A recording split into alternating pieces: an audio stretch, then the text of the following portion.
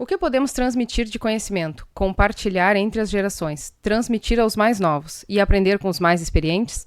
Eu sou a engenheira agrônoma Bruna Rosa Bezerra e o nosso objetivo é provocar os produtores a enxergarem seus agroempreendimentos com uma visão empresarial. Identificar os principais gargalos das atividades, buscando assim o crescimento financeiro e moral de todos os envolvidos. Bem-vindos ao Legado Agro. O nosso entrevistado de hoje é o engenheiro agrônomo Ricardo Cunha, da Agro Rural. Bem-vindo, Ricardo.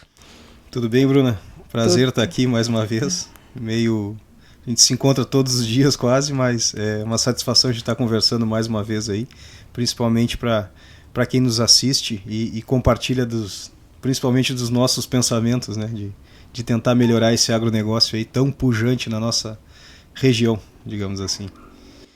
Tá certo. Então o Ricardo, ele faz o acompanhamento, né, das lavouras da Agro Rural, vive o dia a dia, a rotina dos produtores, e a gente quer escutar dele qual é a expectativa para a safra 2023-2024.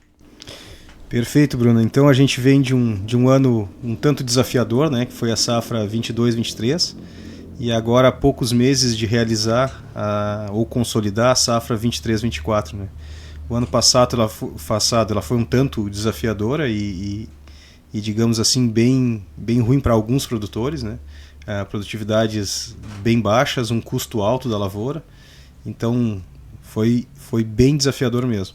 Esse ano a gente já tem uma expectativa bem melhor, com esse evento El Niño, né? Então a gente observa lavouras muito promissoras, se tem uma expectativa de um custo mais ajustado do que o ano passado, até porque a soja se conseguiu travar um preço médio aí de 140, então a gente tem um custo hoje em torno de 34 sacos, contando com arrendamento, operações, juros, etc.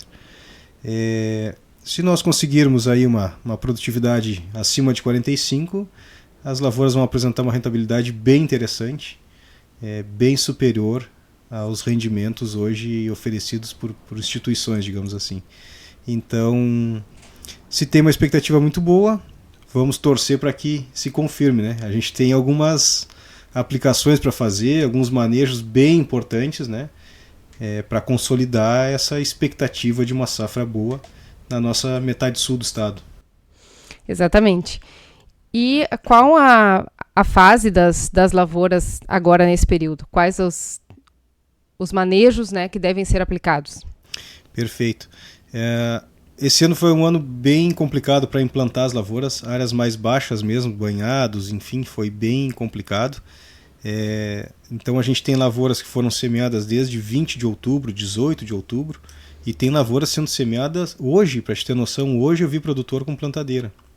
Então, obviamente que tu não vai ter a mesma caixa produtiva, né?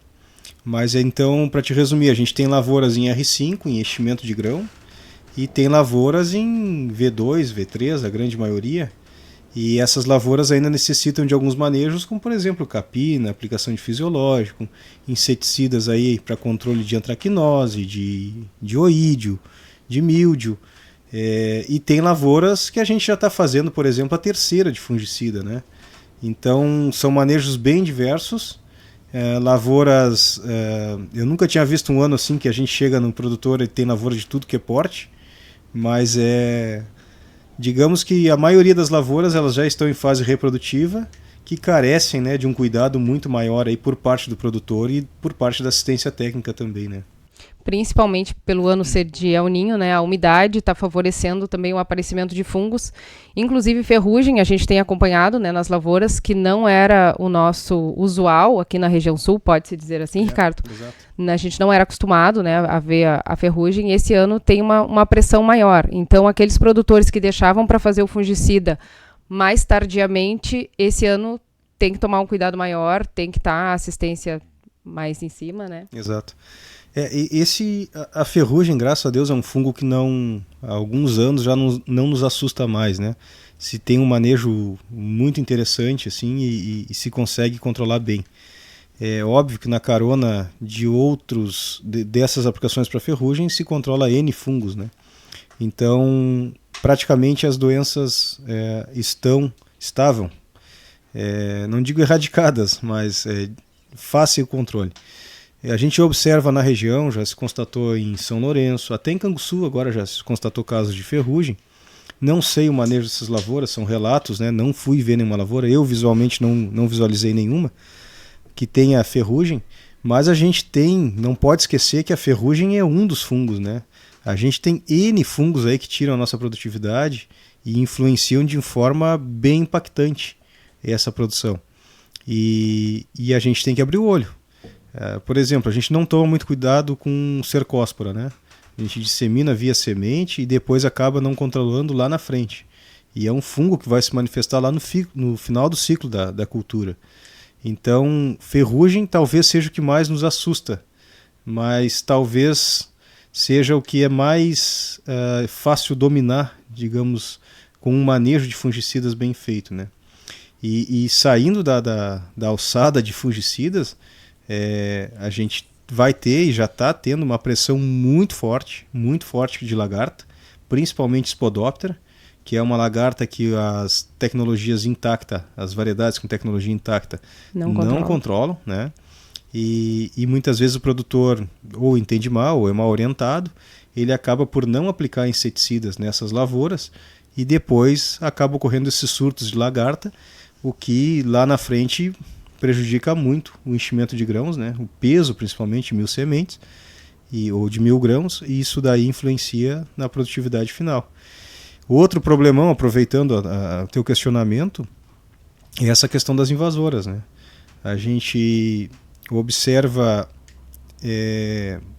uma perda de eficiência dos herbicidas pré-emergentes, em muitos casos erros de manejo nas dessecações, em outros casos o produtor não querendo fazer pré-emergente ou não fazendo sequencial pós-plantio, e se observa agora, nesse momento, uma incidência muito alta, principalmente de caruru.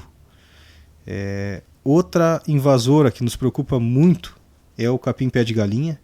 Esse a gente, para te ter noção, tem lavouras aí com 4 aplicações já de graminicida, dessecação com graminicida, sequencial com graminicida, pós-plantio, 2 capinas e não está se conseguindo controlar. Então, esse é até um dos assuntos que eu gostaria de abordar contigo sobre a viagem, depois o que a gente viu lá, né? Mas nos preocupa muito essa questão do pé de galinha, porque a gente está perdendo feio.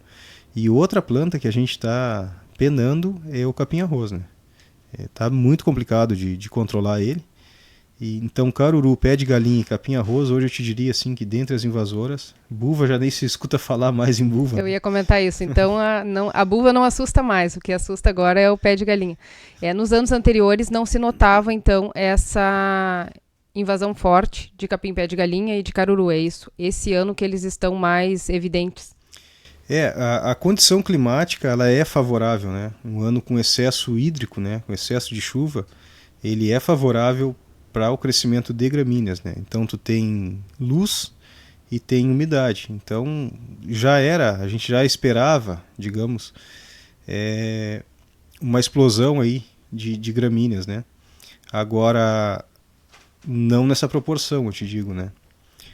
Milhã, papuã, facilmente a gente está conseguindo controlar com glifosato. Quando a gente vai para o pé de galinha especificamente, né, só para te entender, a gente tem áreas com dessecação com cletodin, sequencial com pré-emergente glufosinato e outra de cletodin. Não morreu.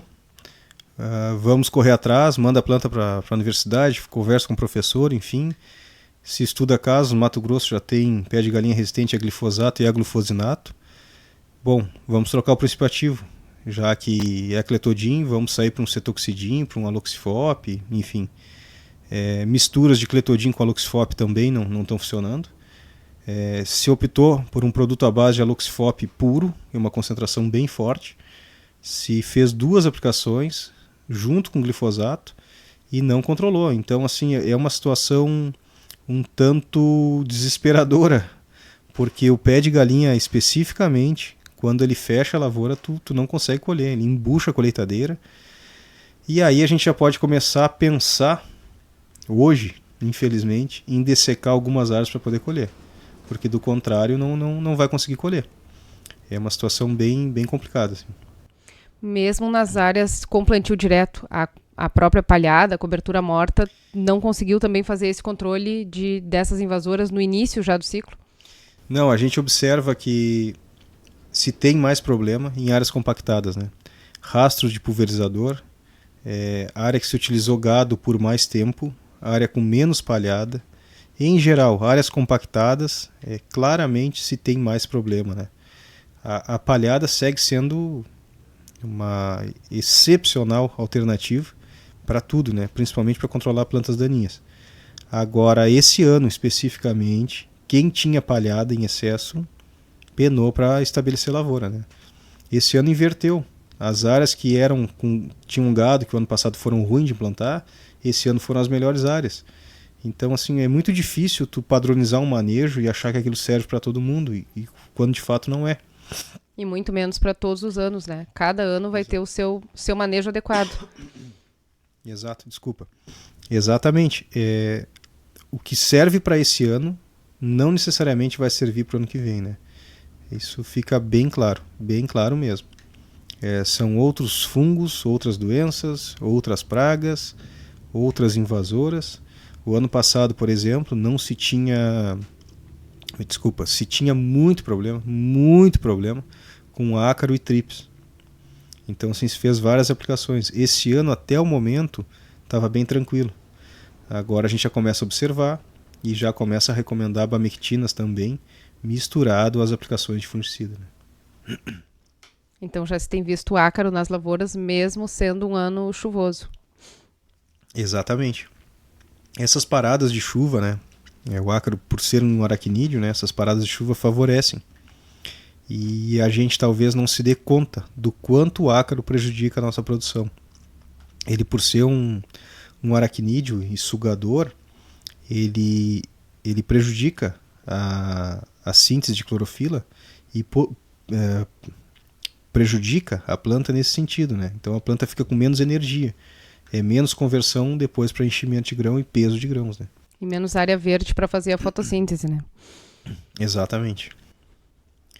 Bom, Ricardo, durante essa semana, né? Tu fez uma viagem aí pro Mato Grosso e eu quero que tu conte um pouquinho como foi a tua experiência lá, o que tu pôde ver que a gente possa aproveitar aqui, o que tu pode trazer para que os produtores consigam também aproveitar essa vivência do Mato Grosso, que é um estado altamente produtor, né, de soja. Perfeito, então. Nós fomos para Sinop, né? E aí rodamos na região da BR-163, que é uma região muito importante, uma região produtora muito importante de soja no Mato Grosso, né? Aí ficamos ali Lucas do Rio Verde, Ipiranga do Norte, Sorriso, visitamos umas quantas propriedades, cooperativas, estações de pesquisa, consultorias, e é uma realidade um tanto diferente da nossa, muito mais empresarial e muito mais focada em altas produtividades, assusta muito o custo, te digo, é bem complicado assim de tu entender como que eles trabalham com aquele custo alto, mas o objetivo em geral, em síntese, é entender como que eles estão convivendo com o controle dessas invasoras, e eles têm muito problema com o pé de galinha, tá? Amargoso para eles lá já é fichinha, assim como a buva, Deus me perdoe, se tornou para nós. E uma coisa que assusta muito lá, que a gente precisava entender, porque já tem muita ocorrência no norte do estado, no centro do estado, talvez aqui a gente ainda não tenha identificado, são as anomalias, que são fungos do gênero Diaporte, que causam tombamento de planta e também apodrecimento de grãos. Então, para te ter noção, esse tombamento ele se manifesta, pode ser identificado tanto na fase vegetativa, mas a manifestação dele se dá na fase reprodutiva, onde tu tem tombamento de 90% das plantas pré-colheita e simplesmente tu não consegue colher a lavoura. E depois a questão do apodrecimento das vagens é um fungo também que ataca os grãos em fase de enchimento. Esses grãos eles ficam mumificados e uma vez colhidos tu não consegue isolar aquele fungo, tu leva para dentro do silo e ele segue apodrecendo. Então, assim, tinha relatos lá, por exemplo, de botar silo com 8% de avariado, soja com 8% de avariado para dentro dos silos, e um mês depois tu medir tinha 16% de avariado. Então... Tamanho grau de contaminação. Nos assusta muito, assim, muito.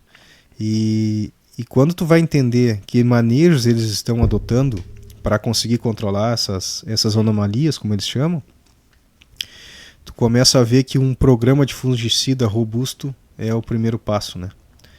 E o quanto a gente está, não digo atrasado, mas aquém dos manejos que eles estão fazendo lá, né?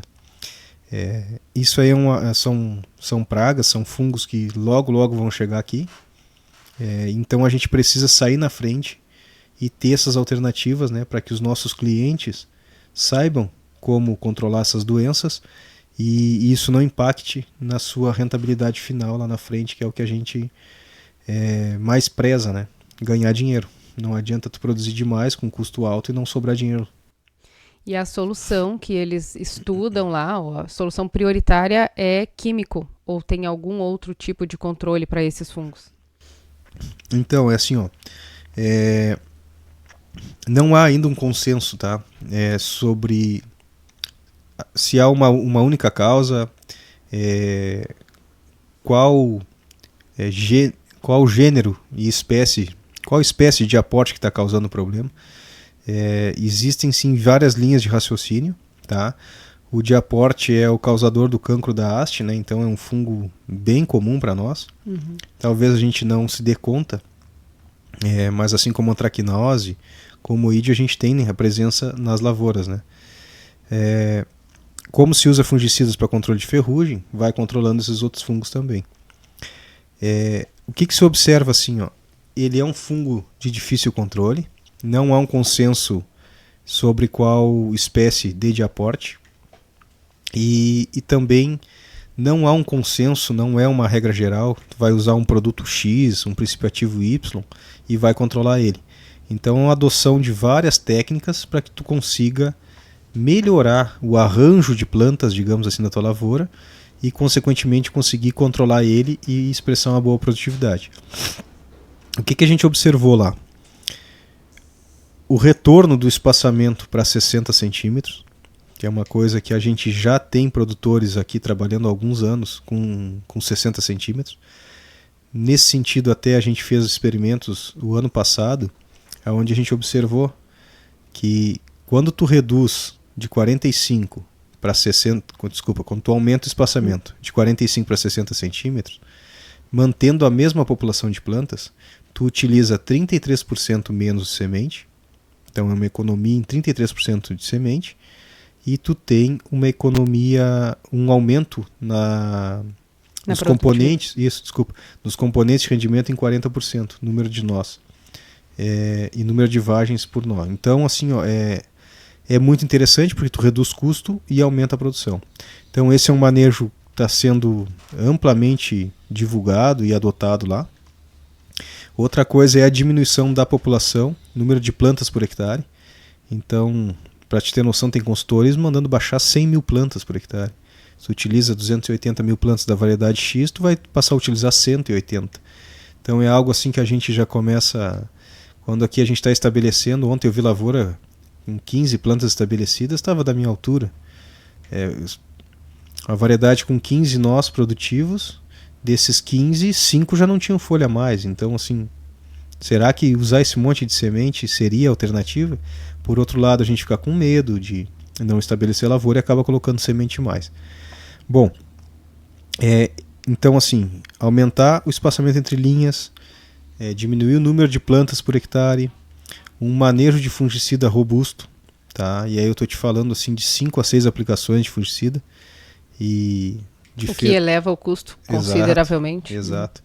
E não é assim, são misturas de difenoconazol, proteoconazol com protetor, a volta do solatenol, adipidin, tem N, fempropidin, tem N produtos que elevam, como tu falou, o custo da lavoura, mas apresentam um manejo eficiente. Então a gente está falando aí de sair de 2, 3 aplicações de fungicida para 5, 6, tá? Isso seria outra alternativa. o que a gente observa também?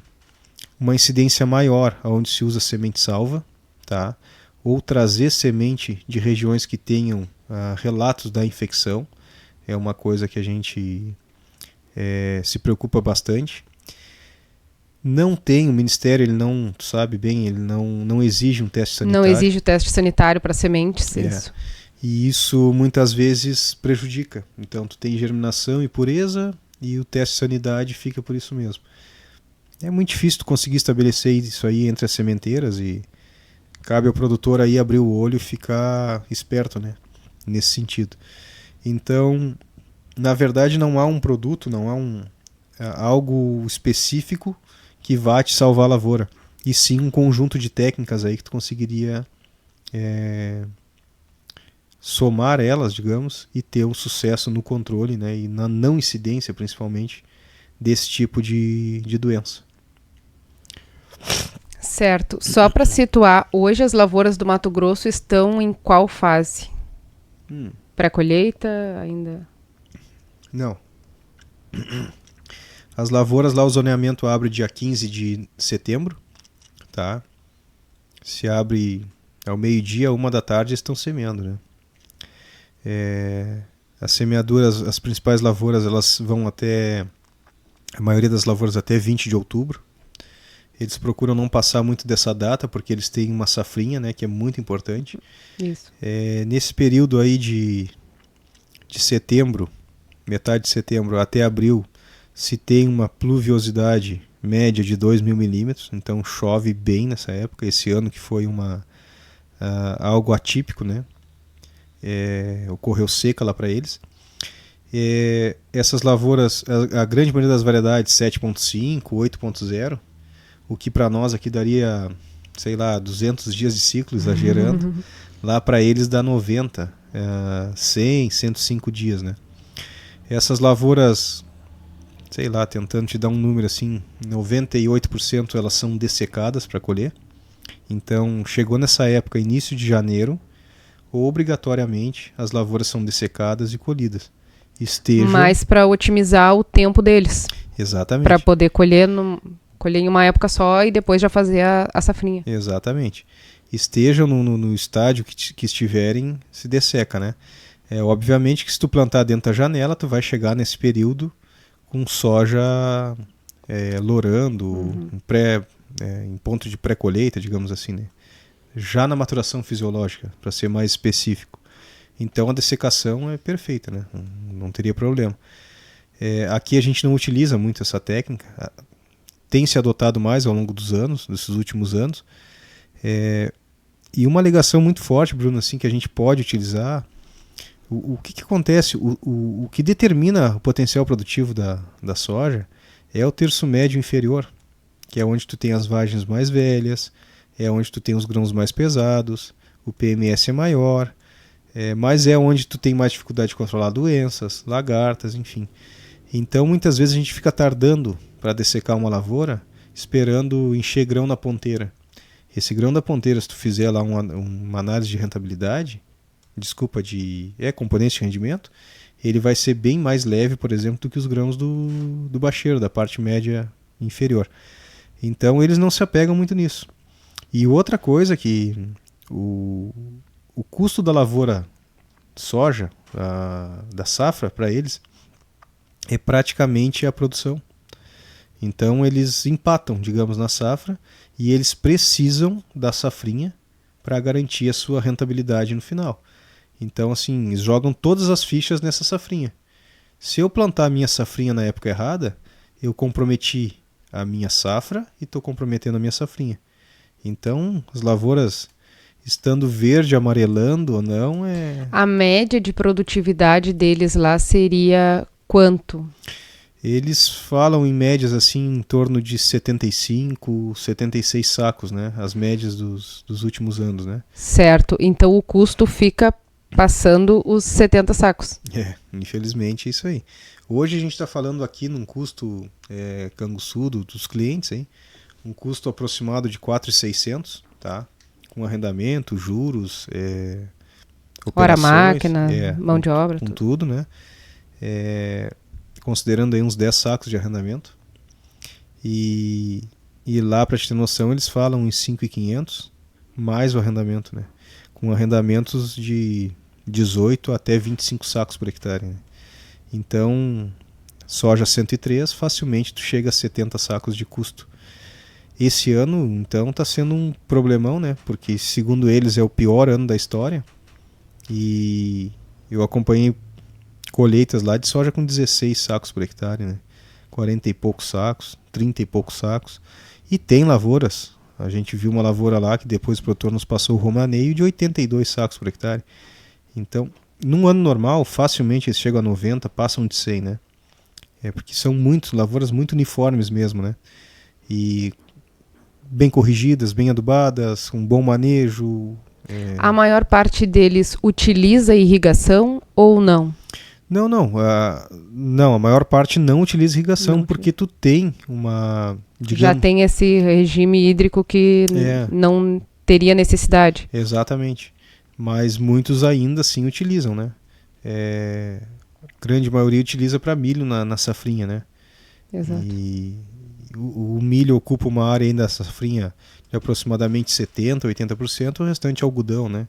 Talvez lá seus 3, 5% braquiária, alguma coisa. Mas o milho é muito importante lá para eles, né? E algodão nesses grupos maiores, né? Mais capitalizados, digamos assim, porque é uma lavoura bem cara e exige também maquinário específico. Não é diferente do maquinário que tu pode utilizar para milho e soja, né? O algodão já é um pouco diferente, né? Principalmente colheitadeira, né? Manejo de pragas, de doenças é algo fora da nossa curva aqui, quando a gente está falando em 2, 3 de inseticidas lá, eles estão falando em 7 só para mosca branca, né? Percevejo a cada 6 dias, é algo assim que eleva esse custo para o que a gente está falando, né? Então, muito desafiador. Ricardo, e a título de curiosidade, numa situação dessas que eles estão passando lá no Mato Grosso, né, com essas quedas na produção, eles têm acesso a seguro? Seguro agrícola? É comum eles utilizarem? Eles não utilizam? Quanto que é o quanto eles conseguem acionar isso e receber do seguro? Uhum. Nós não entramos, assim, eu especificamente não entrei muito nesse assunto com eles, né? Mas não sei também qual é o nível de cobertura de um seguro lá e nem o valor, um VBC liberado para eles, né? Não sei mesmo. O que eu vejo com relação ao seguro, né? Bom, o seguro hoje te cobrindo 20 e poucos sacos por hectare, meu Deus, para te colher abaixo disso, tu tem que fazer uma lavoura sem capricho nenhum, né? O ano correndo mais ou menos, tu consegue garantir isso daí. Então, imagino lá no Mato Grosso, um ano esporádico, o que eu teria que cobrir lá? Um VBC de 30 e poucos sacos, alguma coisa assim? O VBC teria que... O valor liberado teria que ser proporcional a uns 30 e poucos sacos. Eu não saberia te dizer assim exatamente com relação ao seguro. Mas aqui eu já vejo complicada essa situação, né, do seguro. É muito, muito, muito baixa a cobertura do seguro, né? O que muitas vezes não justifica tu fazer seguro da lavoura. Exatamente. O nosso VBC aqui já não... Aliás, o nosso seguro já não acompanha o nosso VBC, né? Quanto que se gasta por hectare, né, para formar uma lavoura. O que muitas vezes não vale a pena, né, o produtor fazer essa contratação. Porém, como a maior parte das áreas ainda são financiadas, acaba que o produtor fica sem essa escolha, né? Ele tem que fazer o seguro. Por isso que eu perguntei, né? Porque lá no Mato Grosso também, certamente, eles utilizam muitos financiamentos, né, para conseguir fazer a produção de soja. Sem dúvida. Bom, Ricardo, o que mais tu identifica como os gargalos produtivos? Uhum. Se a gente analisar esses problemas, novos problemas, digamos, de doenças, né? Uma alta incidência de pragas, uma piora, um surgimento cada vez maior de resistência de plantas daninhas, acho que o principal gargalo não foge muito do nosso aqui, que é o custo, né? Essa elevação do custo, eu te digo assim, foi algo que me impactou muito. É um custo muito alto. Eu até brincava que eu preferia colher 50 sacos aqui na região do que colher 90 lá. Porque embora me sobre mais lá, a rentabilidade é menor porque teu custo é maior. Então isso aí me impactou muito. Outras coisas assim que impactam nesse custo, diretamente nesse custo, é justamente a questão logística, né? Tu tem o porto mais perto a 1.200 quilômetros. No nosso caso. É. Né, lá no Mato Grosso, né? Lá no Mato Grosso, 1.200 quilômetros. Nosso porto aqui tá 100 quilômetros, 100 quilômetros. Digamos. Então, assim, tu tem uma logística muito complicada, poucas rodovias, o calcário ele é mais caro, o adubo se torna mais caro, a semente se torna mais cara, e isso, consequentemente, vai aumentando o teu custo. Então, isso daí, ao meu ver, assim, um dos principais gargalos que eles têm, né? Porque, tecnicamente, profissionalmente, os caras são muito bons, né? Muito bons. Mas o custo, eu te digo, é algo chocante, assim, né? A gente está falando quase o dobro do nosso custo aqui, né?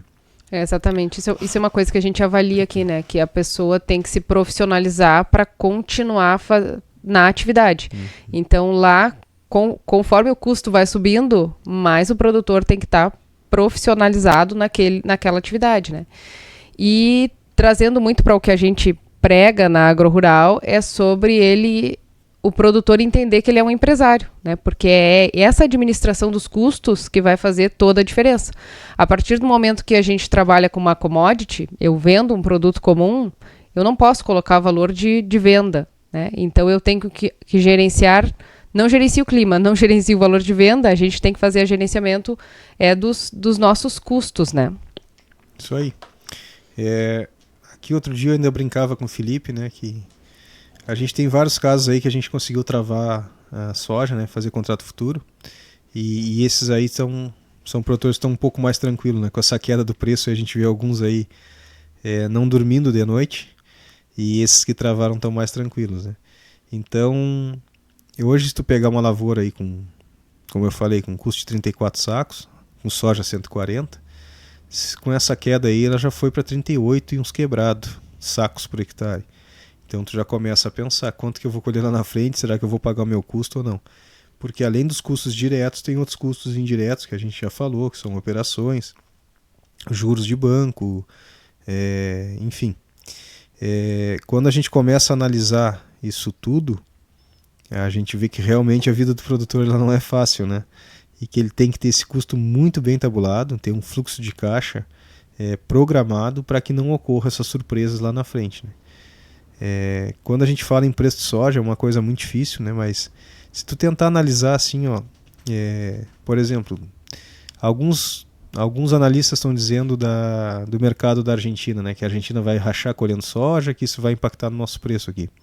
Quando a gente fala nisso, a Argentina não concorre pelo mesmo mercado que o Brasil, né? Então, a Argentina é farelo, é óleo de soja, e principalmente o mercado consumidor é a Europa, né? Aí tu analisa Mato Grosso. Pô, Mato Grosso produziu ano passado 38 milhões de toneladas. Né?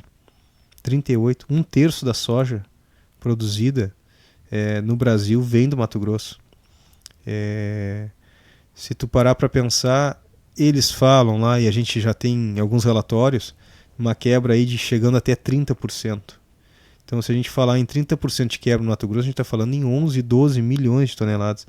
O Rio Grande do Sul são 14 milhões de toneladas o ano passado.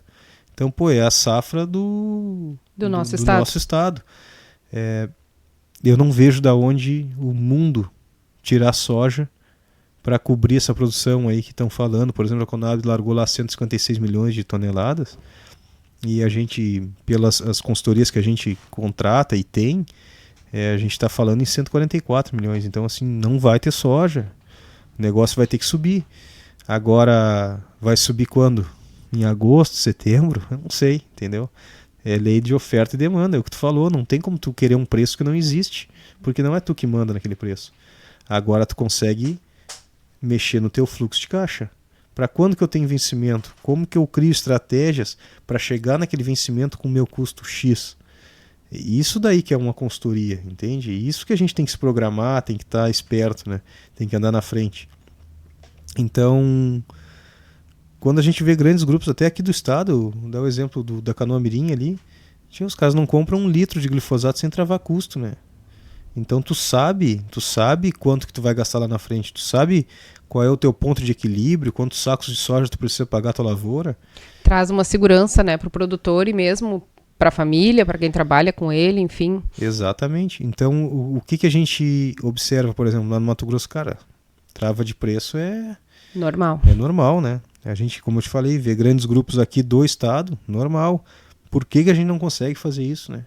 Tá querendo sempre especular em cima de algo que a gente não tem, é zero. Não tem conhecimento. Não tem como, cara. É muito difícil. Pegar preço de soja, é bushel, dólar e prêmio.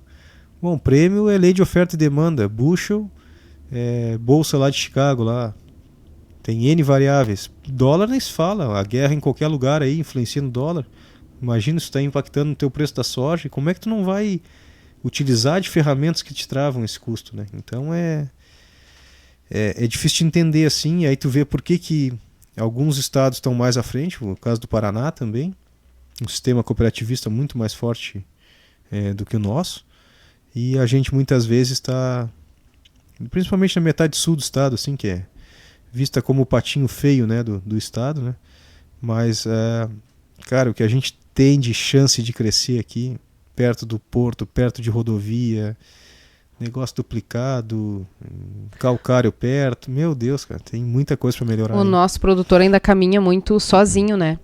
E ainda está acostumado, digamos assim, a correr esse risco. Então ele já sabe que ele está numa atividade que tem um risco alto e que aquilo ali pode, num ano bom, trazer um bom retorno.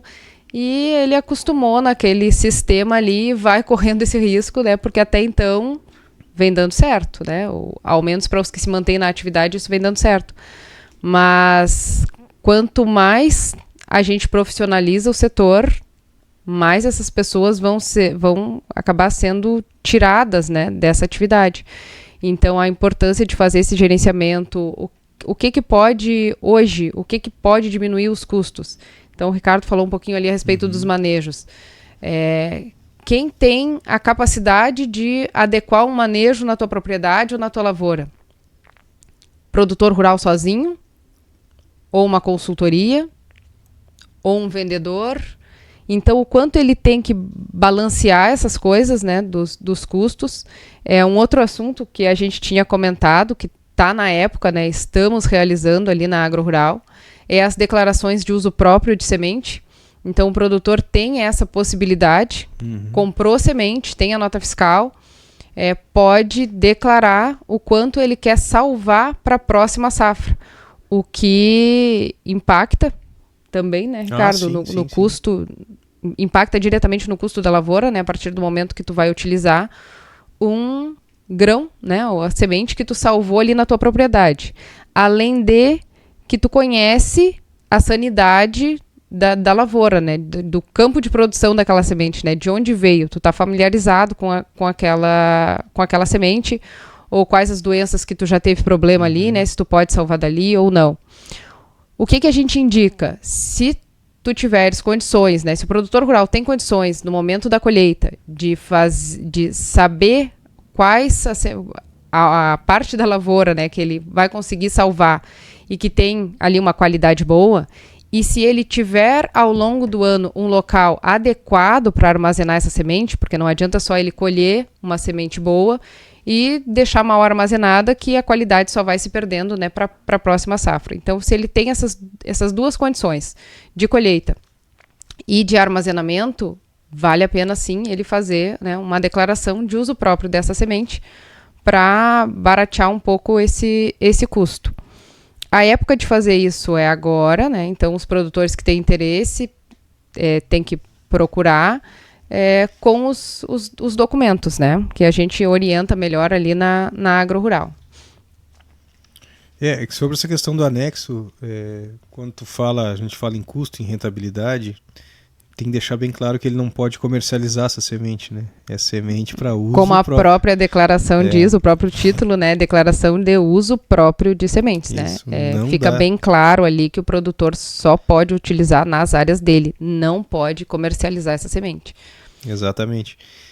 Quando a gente vai para essa parte da rentabilidade, hoje se tu pegar uma semente que tu salvou, tu tem o custo do grão, que tu deixou de vender, então ela está guardada.